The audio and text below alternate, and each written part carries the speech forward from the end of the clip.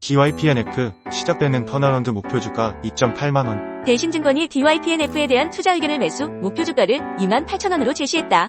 현 주가가 수주잔고 대비 저평가 구간에 위치해 있다는 의견을 제시했다. 2일 박장욱 대신증권연구원은 DYPNF는 분체 이송 시스템을 제조 및 납품하고 있는 업체로 분체 이송 시스템은 주로 화학 다운스트림 분야에 사용되나 2차 전지 양극재 및 폐배터리 분야로 사용처가 확대되고 있다며 분체 이송 시스템 중 PCS를 주력으로 제조 중이며 국내 HMS 1위, 글로벌 LMS 3위라고 했다. 박 연구원은 지난해 3분기 수주잔고 4,700억 원을 보유하고 있는데 같은 해 12월 수주한 3박의 FT약 1,560억 원 수주 등을 고려하면 러시아 발틱 약 1,800억 원과 4분기 실적 반영분 제외하더라도 현재 4,000억 원 이상 수주잔고 보유한 것으로 추정한다며 현재 시가총액은 수주잔고 대비 저평가됐다고 했다. 이어 주요 프로젝트인 샤인 프로젝트, 발틱 프로젝트, 3박 FT양 등을 고려한다면 보수적으로 추정하더라도 올해와 내년 2,000억 중반대 이상의 매출 가시성은 매우 높은 상황이라며 현재 주가 대비 30% 업사이드를 보유하고 있다고 말했다. 신한투자증권이 2일 LNF에 대해 투자 의견 매수를 유지하고 목표 주가를 기존 18만원에서 17만원으로 6% 하향 조정했다.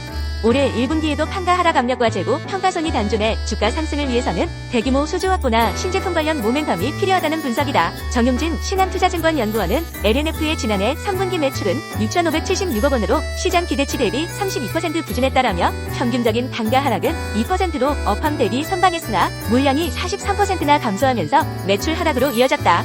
주요 EV, OEM 고객사 재고 조정 전략하에 새 소재 출하량이 예상치를 크게 밑돌았다고 밝혔다. 이어 NCM 523 제품의 수요 둔화도 겹쳤다라며 영업손익은 2,804억 원으로 OPM 42.6%를 기록했다. 약 2,000억 원 내외로 추정되는 대규모 재고평가 손실이 발생했고 일시적인 가동률 하락으로 회계적 영향을 제외한 순수 영업손익도 적자로 전환했다고 설명했다. 정 연구원은 1분기 매출은 7,550억 원으로 소폭 회복될 전망이라며 NCM 523 제품 수요는 여전히 부진하겠으나 NC마 중심으로 물량이 증가해 전체 출하량은 전분기 대비 29% 개선이 가능하다. 다만 낮아진 금속 가격을 반영해 평균 판매 단가는 전 분기 대비 8% 하락할 전망이라고 봤다. 그러면서 당분간 LNF는 투자 및 확장보다는 내실 다지기에 나설 시점이다. 해외 진출 또는 국내 신공장 확보 계획이 다소 지연될 수 있다는 점을 감안해 목표 주가를 조정했다라며 주가 상승을 위해서는 성장을 재개할 수 있는 대규모 수주 확보나 신제품 관련한 모멘텀이 필요하다고 했다. 오늘 뉴욕 증시 올랐습니다. 어제 다소 매파적인 연준의 FOMC 영향으로 주가 하락했는데 하루 만에 반등했습니다. 빅테크 기업 3개의 실적 발표 기대감도 반영되었습니다. 이날 뉴욕 증권거래소에서 다우존스 산업평균지수는 전장보다 369.54포인트 상승한 38,519.84으로 거래를 마쳤습니다. S&P 500 지수는 전장보다 60.54포인트 상승한 4,906.19, 기술주 중심의 나스닥 지수는 전장보다 197.63포인트 상승한 15,361.64로 마감했습니다. 메타, 아마존, 애플 모두 주당 순이익과 매출 각각 시장 예상치를 상회했습니다. 메타 EPG는 5.33달러로 시장 예상치 4.96달러를 상회했고 매출 401억 달러도 시장 예상치 391.8억 달러를 상회했습니다. 특히 메타는 다음 분기 매출 가이던스를 시장 예상보다 높게 제시하자 장외 거래에서 주가 10% 넘게 오르고 있습니다. 메타는 다음 분기 매출 가이던스로 345억 달러에서 370억 달러로 사이로 제시했는데 이는 시장 예상치 338.7억 달러보다 높습니다. 아마존도 장외 거래에서 주가 7% 상승하고 있습니다. EPG가 1달러로 시장 예상치 80센트를 상회했고 매출 1,700억 달러도 시장 예상치 1,662억 달러를 상회했습니다. 클라우드 1위인 아마존 웹 서비스 매출이 242억 달러로 13% 증가했는데 저번 분기 12% 증가보다 성장률이 높았습니다. 반면 아마존이 올해 매출 가이던스로 1,380억 달러에서 1,435억 달러 사이를 제시했는데 시장 예상치 1,421.7억 달러와 비슷한 수준입니다. 반면 애플은 EPG와 매출 모두 시장 예상을 뛰어넘었음에도 장외 거래에서 3% 하락하고 있습니다. EPG 2.18달러, 시장 예상치 2.1달러보다 잘 나왔고 매출 1,195.8억 달러로 시장 예상치 1,179.1억 달러보다 잘 나왔습니다. 특히 중국의 매출이 1년 전과 비교해 13% 감소한 것으로 나왔습니다. 사업 부문별 매출로는 아이폰, 맥, 웨어러블 및 기타로 시장 예상보다 잘 나왔지만 아이패드와 서비스가 시장 예상보다 못 나왔습니다. 한편 지역은행 주가가 일제히 하락했습니다. 미국 뉴욕 교외에 위치한 지역은행 뉴욕 커뮤니티 뱅코프 주가가 수요일 어제 하루 만에 38% 폭락했고 오늘도 12% 하락했습니다. 상업용 부동산 시장 침체 여파로 대출 손실이 급증했기 때문입니다. 지역은행 위기가 다시 나오는 것은 아닌지 우려되고 있습니다. 이즘 제조업 지수는 예상을 상회했으나 여전히 15개월 연속 위축 국면입니다. 영국 중앙은행도 연준을 따라 금리 동결했습니다. 현대차증권은 LNF에 대해 테슬라 추가량 둔화가 그대로 느껴지는 상황이라 평가했다. 투자 의견 마켓퍼폼의 목표가는 16만원으로 하향했다. 강동진 현대차증권 연구원은 2일 보고서에서 당분간 보수적 투자 관점을 유지해야 한다며 이같이 밝혔다.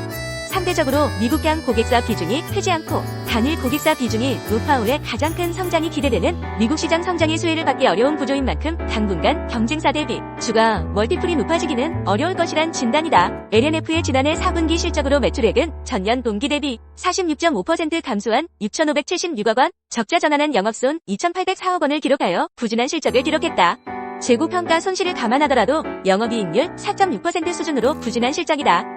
매출의 감소가 커지면서 고정비 부담이 더욱 커진 상황이다. 올해 1분기 역시 유사한 매출을 기록할 것으로 현대차증권은 전망했다. LNF는 기말 재고평가 리튬 가격을 킬로그램당 37달러로 밝혔다. 현재 리튬 시세는 킬로그램당 14달러 수준이다.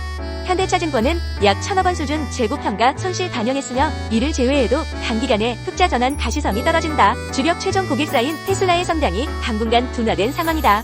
경쟁사 대비 출하량도 부진하다. 또한 FEOC 규제로 중국에서 생산한 배터리가 미국에서 사용될 경우 보조금 혜택을 받을 수 없어 부진한 유럽 시장과 경쟁이 심한 중국 내 판매에 노출된 상황이다. 당 연구원은 하반기 테슬라 독일 공장 램프업 및 4,680 배터리 양산 일정 등이 중요하다며 신규 수주를 통한 고객 및 지역 다변화가 필요하다고 지적했다. 이베스트 투자증권은 2일 한전 KPS에 대해 주가 장기 횡보로 저평가 상태라며 목표 주가를 기존 43,000원에서 46,000원으로 상향했다. 투자 의견 매수를 유지했다. 한전 KPS의 1일 종가는 34,000원이다. 성종화 이베스트 투자증권 연구원은 한전 KPS의 2023년 순이익은 2022년 대비 30% 이상의 가파른 증가가 예상된다며 순이익은 인건비 절감을 바탕으로 2021년 이후 지속 증가세이고 특히 2023년은 가파른 증가세인데 주가는 장기 횡보를 지속함에 따라 밸류에이션은 23년 전 대비 현저히 싸진 상태라고 했다. 한전 KPS의 2023년 순이익은 1,382억 원으로 추정된다. 2022년 순이익은 1,002억 원이었다. 37.9% 증가한 것이다. 2021년엔 987억 원이었다.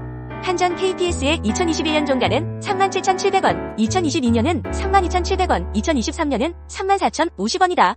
최근 3년간 대부분 3만원대 구간을 횡보했다. 한전 KPS의 2023년 4분기 실적은 매출 3,895억 원, 영업이익 266억 원으로 예상된다.